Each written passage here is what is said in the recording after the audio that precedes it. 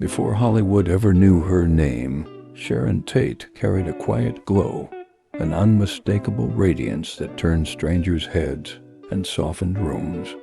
Raised between army bases and distant horizons, she learned early that beauty could open doors, but destiny demanded courage. In Italy, whispers followed Sharon everywhere, locals calling her La Ragazza d'Oro, the Golden Girl. She remained shy, almost unaware of her effect. But the world already saw what Hollywood would later confirm, a natural-born star carrying impossible gentleness. Her father's military career moved them across continents, no roots, no permanence. Sharon learned resilience young, adapting to new languages and friendships she'd soon leave behind. But every uprooting strengthened something inside her, grace under pressure, destiny in motion. At 14, Sharon accidentally wandered onto an Italian film set. The director paused mid-sentence, stunned by her presence. Though shy, she felt something electric, a world she sensed belonged to her long before she could name it. By 17, Sharon reluctantly entered local beauty contests. She won effortlessly, not from desire but from destiny. Judges described her as ethereal, a presence impossible to define. Still, Sharon longed for depth beyond crowns and sashes. She wanted purpose. American producers visiting Europe heard rumors of a striking American girl living overseas. One photograph circulated quietly through studios, each executive asking the same question: who is she? The chase began long before Sharon even knew it. When the family moved back to the United States, Sharon expected anonymity.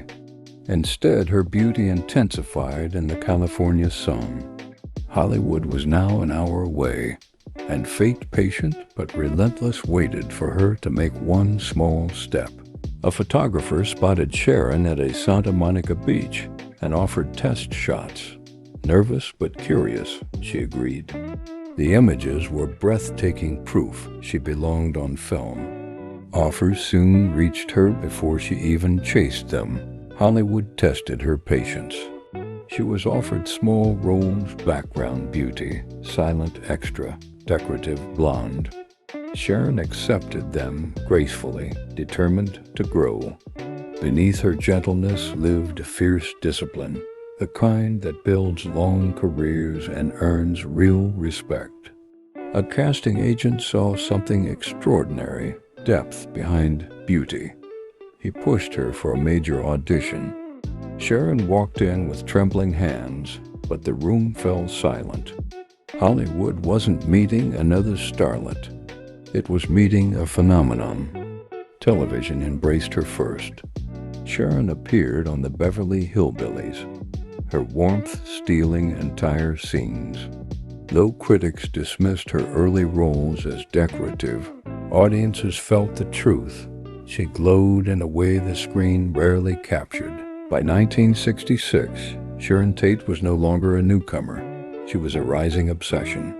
Magazine covers, studio dinners, premieres. Her charm transcended beauty. She made everyone feel seen. Hollywood loved her not just for looks, but for light. Her breakthrough came with Valley of the Dolls.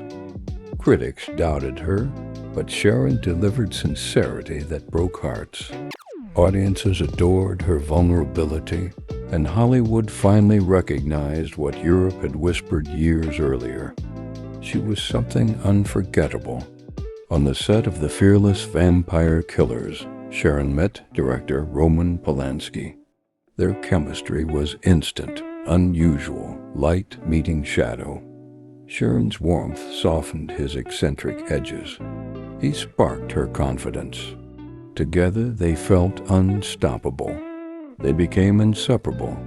Sharon, radiant and compassionate. Roman, brilliant and intense. Hollywood loved their contrast. Yet behind the glamour, Sharon carried the emotional weight of someone determined to build a real, grounded life with the man she adored.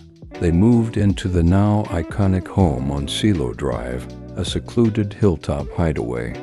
Sharon loved its serenity, the sweeping sunsets, the promise of family. She believed the house symbolized a new beginning, unaware it would become something darker. By 1969, Sharon was nearly 9 months pregnant. She glowed with anticipation, telling friends motherhood felt like her true calling. She decorated the nursery herself, her gentleness deepening into something fierce and protective.